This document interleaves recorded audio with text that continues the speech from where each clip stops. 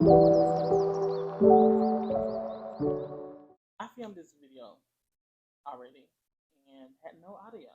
So here we are. We're filming it again because, your girl persevered. And even though I seriously considered being done, I'm not going to do that to y'all because I really want to talk about some of these books. So today we're going to be talking about my January and February wrap up. And I know it's late, but like I said, I filmed it once, and when it didn't go through, or the audio wasn't there like I thought it was going to be, I seriously was like, screw it, I'm not doing it. But here I am, and I'm back, and we're going to talk about these books. Welcome back if you've been here before, and if you're new here, hello, hi.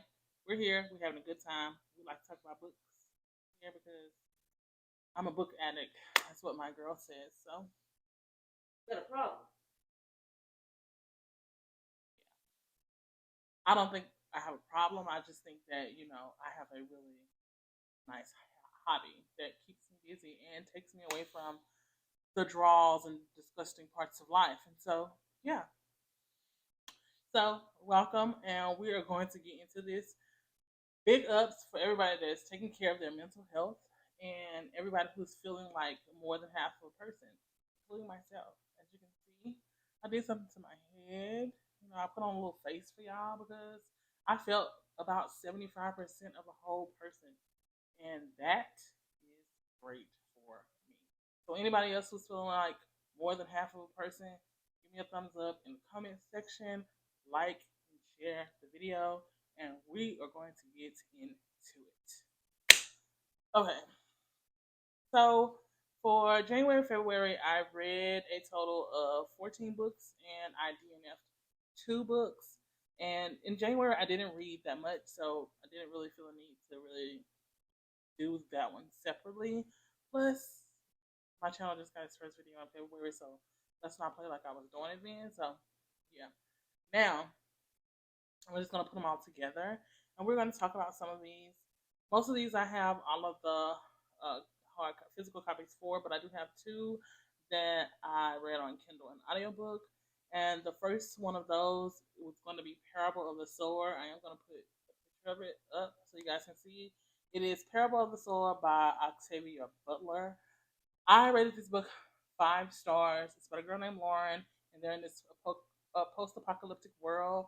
As a matter of fact, the book starts in 2024 and progresses over a few years, and the world is pretty much gone to shit, and people are terrible, and they're breaking into people's houses and killing people, and they're on these crazy, ridiculous types of drugs that are causing them to do even more horrendous things. She stays in this gated community where everybody kind of takes care of each other and everybody's kind of living together. Jobs are very scarce. Money is even scarcer. Yeah, pretty much what you can picture for a post-apocalyptic world that is actually more truer to life, current day life, than anything else that we see. Um, that is pretty much what's going on in this book. Her father is a minister, but she's having some difficulties, not difficulties, but she is really starting to feel very differently about religion and God itself. So she is pretty much coming up with her own kind of religion in a sense, called Earthseed. And she has all of these proverbs pretty much that she writes down in her journal along with, just things that are happening um, in this world. Something terrible happens, and now she's like pretty much on her own. She found some people on the way, and she's telling people kind of about Earthseed. And it's about these people who eventually kind of become her followers, and they're all trying to get to this like land that's supposed to be like, free from all of the things that are going on in the world. And it's about their journey and the things that take place along with learning about Earthseed and how she kind of came up with the concept of it. It is phenomenal. I rated the book a 5 star. I believe everyone should be reading this book. Octavia Butler definitely did her thing. I'm pretty sure this book was like written in the 90s, but it sprang so true for 2024.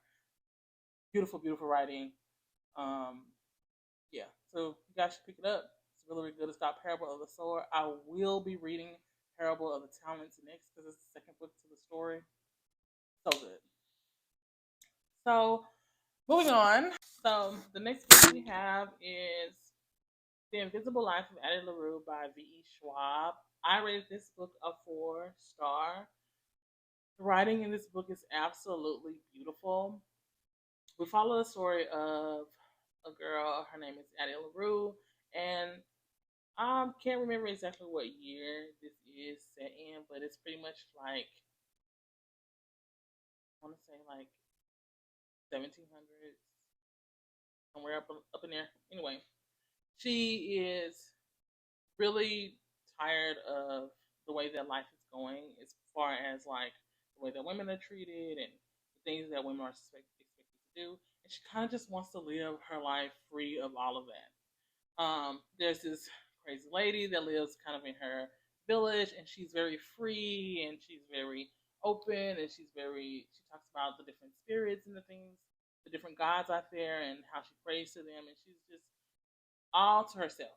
This old lady tells her to be careful about the gods that she prays to, and to not pray to the gods at night or not answer the gods at night. And anyway, Addie is kind of forced into this marriage that her parents put her up to, and she doesn't want to marry the guy. So on her wedding day, she kind of runs to the forest to try to pray again to these gods and doesn't realize that it's getting dark. And pretty much she makes a deal with the darkness, and they grant her immortal life, um, but with a twist. She is destined to be forgotten by everyone. So the minute someone meets her, once they turn around or she turns around, they forget completely ever meeting her or who she is. And it's a beautiful story about how someone can imprint themselves on life and history, and even when they're destined to be forgotten, it's the lengths that you would go to be a person, even when you are destined to be invisible. Like, the prose in this book is beautiful, and it just follows her life over like a series of 300 years until one day someone remembers her, and then it picks up on this really cute romance that ensues between the two of them. But he has his own secrets as well, and it's really, really good. Um, I wanted a lot more from the ending of this book, which is why I couldn't give it like a 5 star. However, I still thought the ending was pretty good. It wrapped the book up in a really cute way, but I still wanted a little more. But the book itself, absolutely beautiful. She did her thing with this book, and I loved it. 4 stars. Okay, I also read Divine Rivals. I think I gave this book 3.5 stars. I'm gonna check. Oh, I gave it 4 stars. But I guess you kind of see where my mind is going with this book. But I did rate this book initially 4 stars. It's a book about writers, which I absolutely love those kinds of books. Also, um, I loved the writing between the two characters in this book, how vulnerable it was. This book follows a girl named Iris, and this boy named Roman Kit. Both of them work for this newspaper, and they're kind of like in competition for this like journalist position. And I guess you can call it rivals to lovers, but not really. They have this little cute banter, but anyway, I don't really think it's a true rivals. They just kind of are competing for the same position, and they want to hate each other because of that, but they really don't. Anyway, um, it follows Iris's story pretty much. Her brother has gone off to fight in this war between two gods. There is this kind of like fantastical kind of magic going on in the book. Um, so I guess that kind of gives it some kind of like fantasy elements. Doesn't really play a big part in the book to me anyway. So and it's not really built up that much. It is built up enough though for you to know what's going on, but not really enough for it to be a big part of the story. to me, which is another reason why I kind of rated it a 4, which is another reason why I'm kind of leaning towards a 3.5, but I digress. Anyway, her brother is gone off to fight in this war, and she hasn't heard from him since he left, pretty much. And so every day she kind of like writes these letters on a typewriter that her grandmother gave her, and she's writing them to her brother. And she keeps thinking that they're going to her brother, but they are not. And one day she gets a letter back, and she's writing back and forth with this person on a typewriter, and she thinks she's talking to her brother, but she's not. In reality, she is actually talking to the guy Roman, and their story pretty much takes off from there. They do eventually go to the front lines of the war with their love. It's beautiful. It's a great story. I do have the next book, which is Ruthless Vows. So, and I will read that, but I have to say, after finishing this book and being able to sit down with it for a little bit, I am less excited to read Ruthless Vows as I was when I first picked up this book. And now we're going to talk about my heroine. The next book I have is A Court of Thorns and Roses by Sarah J. Maas. I rated this book a 5-star. Somebody needs to literally take this book, put it in a syringe, and literally inject it into my veins. I want it around me all the time. I want it within my spirit, my soul. It's like morning coffee. This was everything. I had such a good time with this story. Feyre is a gangster, for real. If you ask me, I'm just gonna keep it real with you. Feyre is the homie. Feyre that had money, then she was broke. Her whole family was broke, and Feyre did what she had to do to put food on the table for her family because the rest of them act like they could not do anything without money. But Feyre gonna get out there and get it. Feyre was doing what we do in the hood. That's what Feyre was doing. Along the journey of doing so, she does the thing and then has to pay the price for it. And then she has to go and live in the world of the Fae, which is these fairy creatures or Fae creatures on the other side of this magical wall that separates the human from the Fae. Now she has to go over here and live here in this place called Prythin. Pretty sure that's how you say that. With this guy, his name is Tamlin. He's a Fae. He's a High Lord Fae. And when she gets over there, they always grew up to believe that the Fae were terrible, evil, and wanted to kill them, wanted to hurt them, wanted to use them as slaves, and all these types of things. When she gets over here, it's really kind of like cool beans. Like nobody's really trying to hurt her or anything like that. They just chilling. So the first parts of this book kind of read like a really cozy fantasy, really feel good time. Kind of just like filling out the world, seeing what's going on, seeing what kind of creatures there are, and just going throughout the world like that. It's not until like later on in the book when things really, really pick up. I don't want to say too much for those who want to read it because going into this blind is kind of like the best thing you could ever do.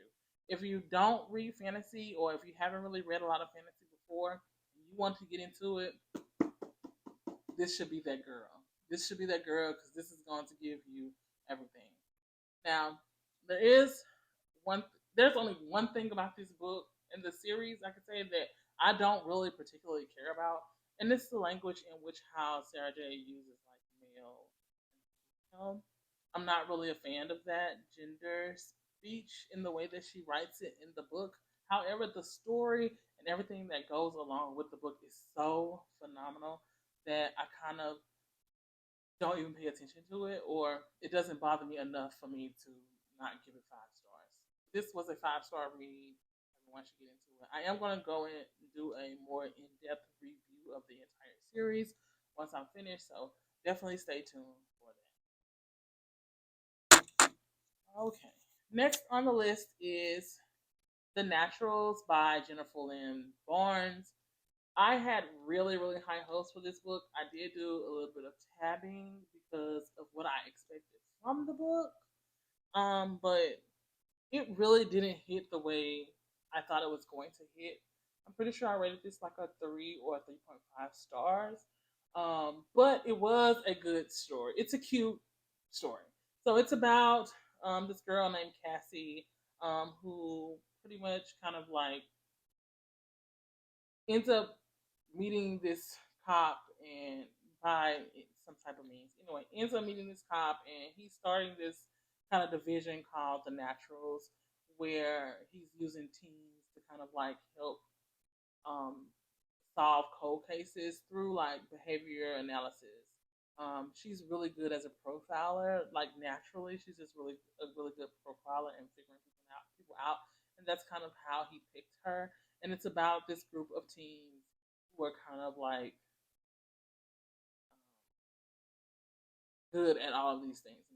They're good at different types of behavior analysis.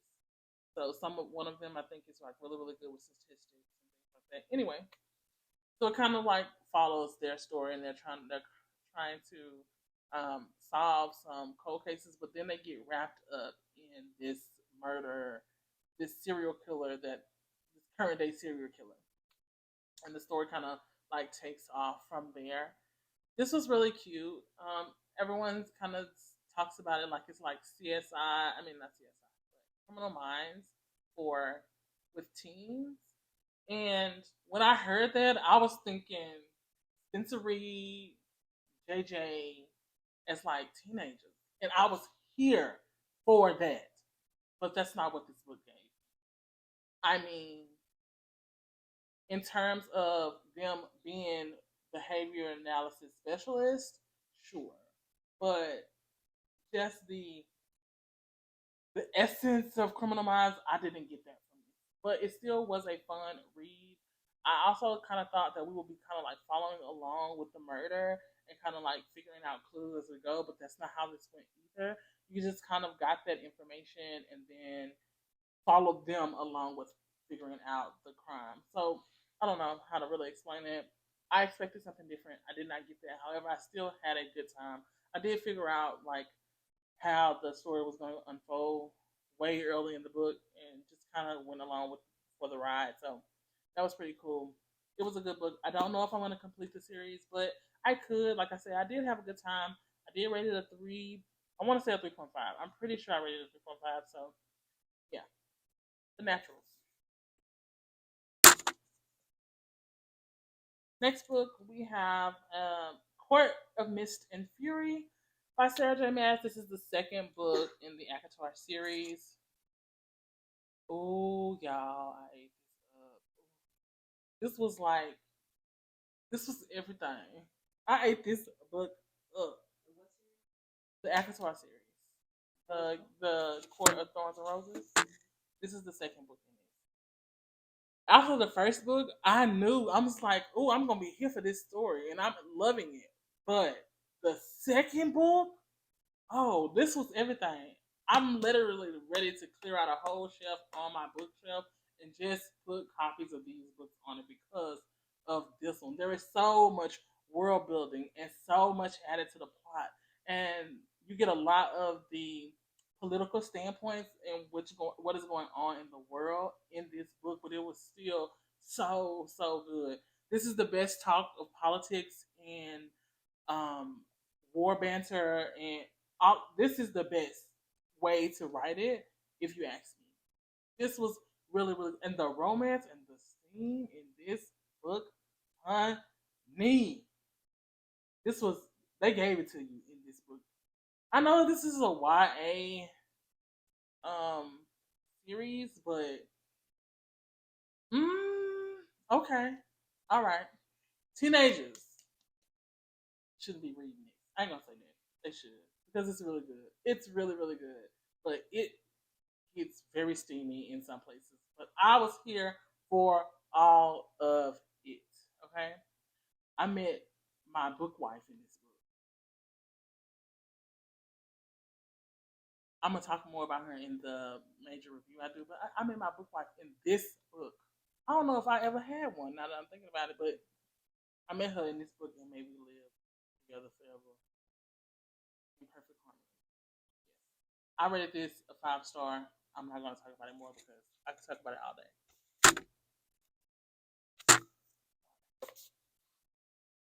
This is how we lose the time war by Emil Al-Matar. I'm pretty sure that's how you say it. It may not be though. But this, I rated this a 5 stars. I had some pretty good books. Now that I think about it. Anyway, this was a 5 star fever dream.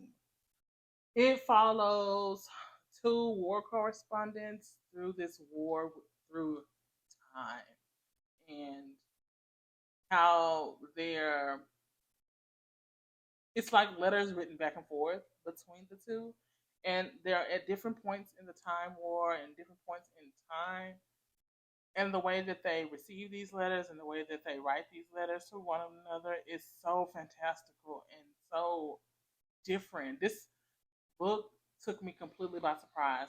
First off, in the beginning, I literally did not know what was going on. I was thought that I was just reading words on a page, and it was scaring me because I thought that I was going to DNF this book for a second. And that was pretty much on like page 3 or 4 that I started feeling like that. But that was because I was having trouble grasping what the book was trying to do. Once I really recognized what was going on, it was so good. Then, like after that, and I realized that I wanted to continue to read the book, I was like, okay, so some of these things I'm just not going to really pay a whole lot of attention to or try to understand what's going on. I'm just going to keep reading through it so that I can get towards the romance and understanding the romance. And I would thought that those little things that I was skipping over was kind of like not really important to the context of the story.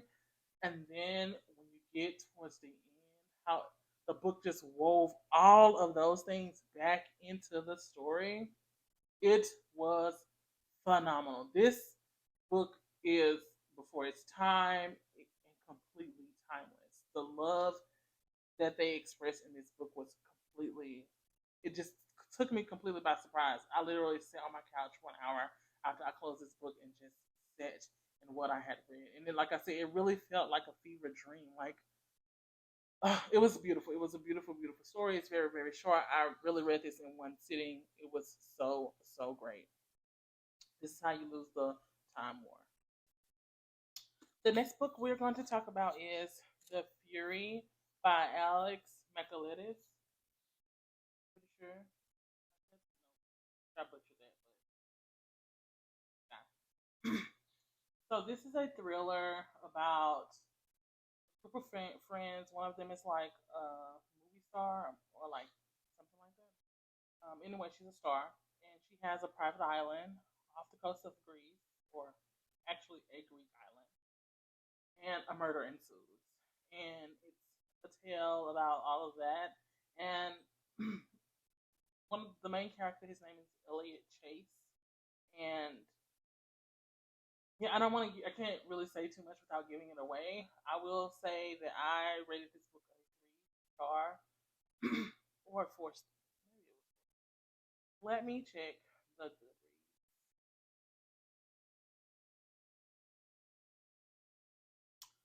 I rated this a 3.5.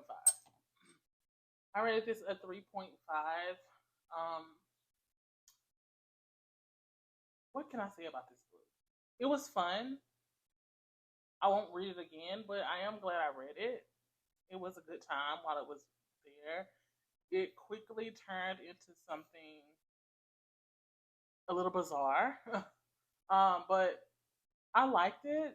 Um, but I wanted more, and I just didn't get that. And the book took a weird turn for me that just, and I could truly say I didn't really expect it coming. So I guess it's good in that aspect. And if you like the way that the twist takes you, then I'm pretty sure that you will love this book.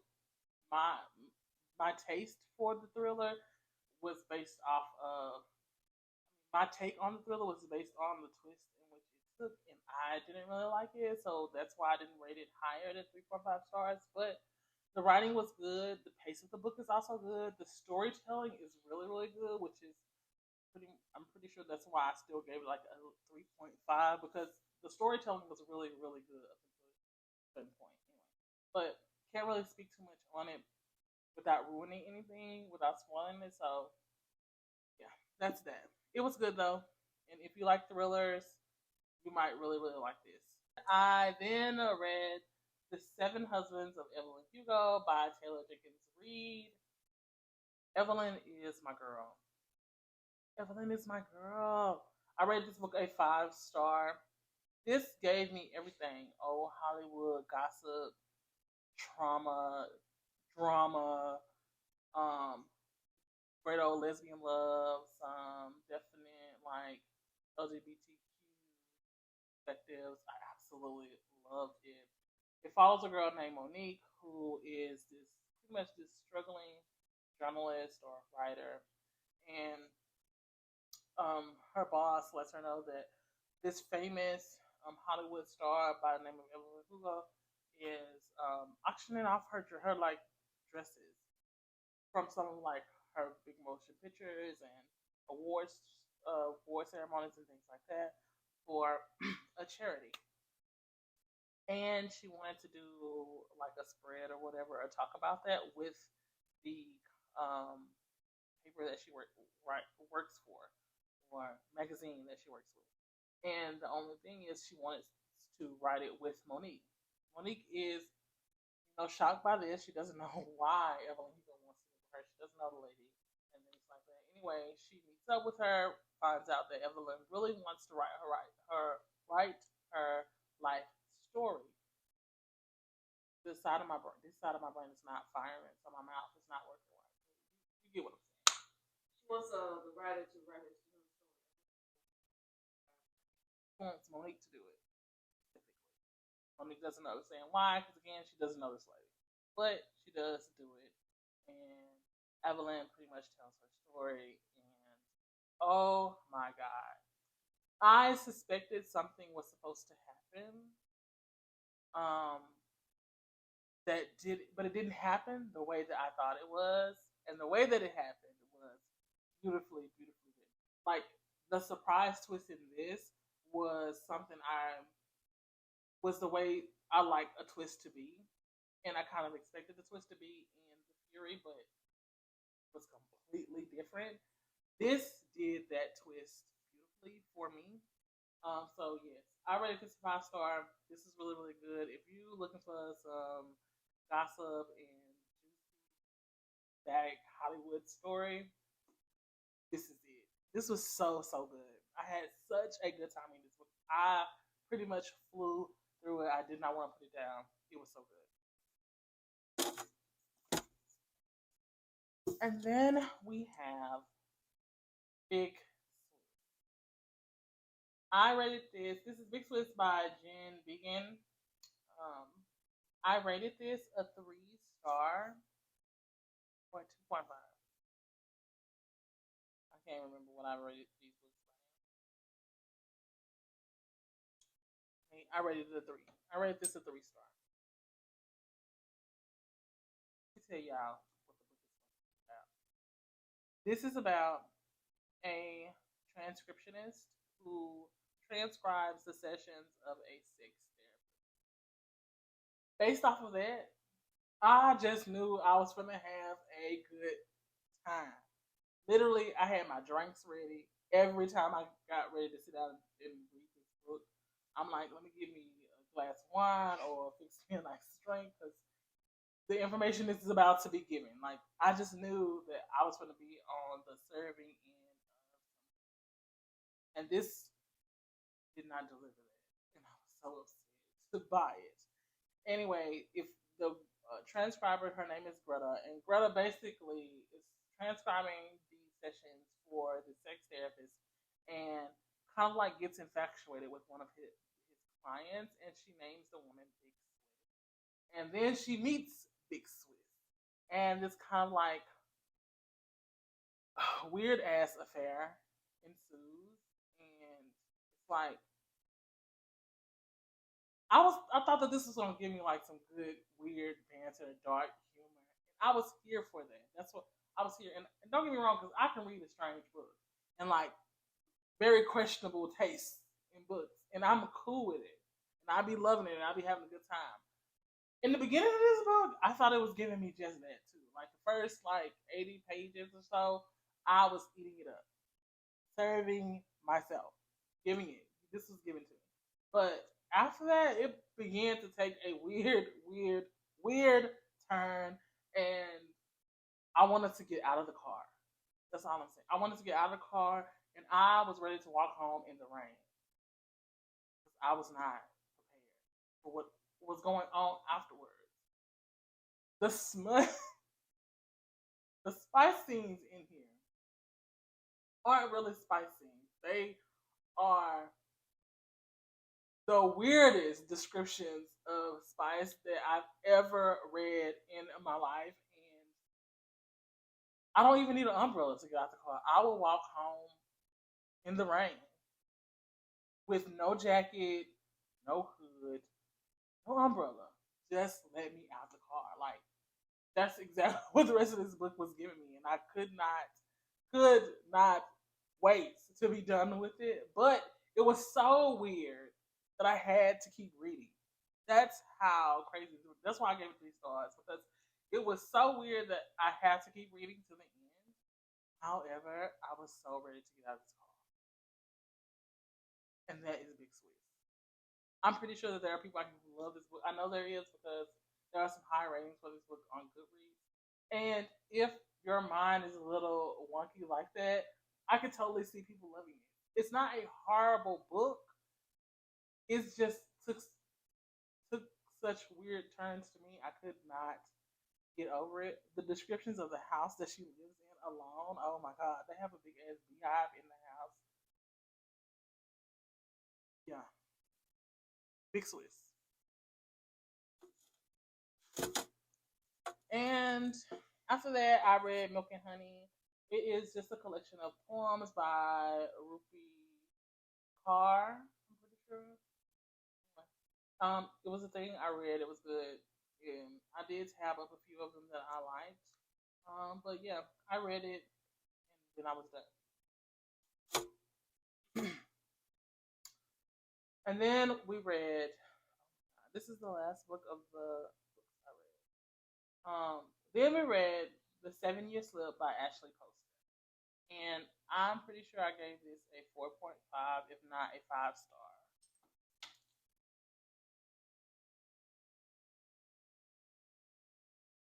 I gave this 4.5 stars. Oh my god, this was such a beautiful story. I'm not a romance girly, um, so I wanted to kind of dip my toes in some romance. And this is about a girl named Clementine who inherits her late aunt's apartment, and she was really close to her aunt. And her aunt used to tell her all the time how the apartment had magic in it, and the apartment goes back 7 years in time. Sometimes when you walk in, you're just 7 years in the past. And so she moves in eventually after her aunt passes. And one day she comes home and she's 7 years in the past, and this guy is just in her house. And this romance ensues from them. But of course, when she walks back out of the apartment, it is now her present day. And present day is just not what she wants it to be. With it doesn't coincide with the guy that she's in love with 7 years in the past from the guy that she knows in her present day. And it's about their journey and how their love kind of unfolds. It was so beautiful. The magic element in this book was just enough for you to be able to still stay present and almost just like regular life, and it was really beautifully written. I'm not a big fan of like book nicknames, but the nickname in which he gave her in this book I thought was totally cute and totally on brand for them. So that was great. That was a great element, knowing that I liked the nickname. It does hit on a few heavy topics, which is really good. So you kind of check the trigger warnings for that, but it wasn't anything too bad. A few spicings that were in here were giving life. I loved it. It was tastefully done, but still like sting me. Definitely good. If you haven't read this before, you need to get into it and you need to get on it now because it was so good. I can't believe I waited so long to read it. So yes, the 7 Year Slip, amazing. I will be reading more from this author. And now I'm going to talk about the two books that I DNF'd in January. One of them, I'm for sure I'm going to reread later. Like I think I wasn't in the right headspace for it, but the other one I know I'm not going to read. Um, yeah, let's just get into it so I don't have to talk about them anymore. So the first book I'm going to talk about is A Woman Eating by Claire Coda. I heard some great things about this book, and I am a vampire girly, so I have looked forward to reading this. Um, it's kind of like it's about a girl. I can't even remember her name. A young mixed race vampire must find a way to balance her deep seated desire to live among humans with her incessant hunger in this stunning debut novel from a writer to watch. Okay, Claire Coda. Now, I will say about this book, my reason for DNF in this is not solely on the book, like the writer or anything wrong with the writing or the story. This book is meant for 20 somethings going through life because that's basically what it's about. Like this 20 something year old girl, like trying to figure out life, but catch, she's a vampire too. And that's cool and all of that, and I get it, but I am 36. So for me, this book does not hit the same. However, what this book did give, however, what this book did give me was some great nights of sleep. Every time I picked this book up, I would get about 50 to 60 pages. I would fall into the deepest, greatest sleep of my life. I could never pick up this book and just read it. Literally, I was falling asleep every time I picked it up. This happened to me 3 times, and after that, I could not read anymore because it just read like a 20 something year old girl trying to figure out life, which is cool for a 20 something year old girl. I just could not get with it. So, no shade to. Also, the writing was impeccable. So, this is nothing on the writer, and I'm pretty sure that there are a lot of girlies out here who are going to love this book. It just was not for me. So that's why I'm not going to read it again because I understand why it's not for me. However, like I said, it gave me the best sleep I could get in a while because every time I picked it up, I just wanted to go to sleep. So, Woman Eating. And the next book is What the River Knows by Isabel Abanez. Abanez. Anyway, it's about a girl whose parents die in Egypt, and they're like archaeologists or treasure seekers, one of those things. And they die, and so she goes to Egypt to try to figure out what happened to her parents. Basically, there is a magical element into this book. I DNF'd it in January. I just think that I wasn't in a place to read it, and it was because it was reading really slow to me, and I couldn't grasp the story long enough to keep reading it. So I put it down. I am going to try to read this book again though because I think I just need to like push through and get through it so I can get to the good parts. I'm pretty sure I got to maybe like chapter 10 or something like that. Yeah, and but it just wasn't capturing me at the time. So I am going to give this another reread before I decide to just up on it. Because I do hear really great things about it. And somebody said it was something like The Mummy and something else. But anyway, I'm a mummy girl. So for that alone, like, I want to be here for this. So yeah, I'm going to give it another chance later when I'm in a place to read it. Like, the vibes are hitting me right, then I'll read it. But I did DNF this.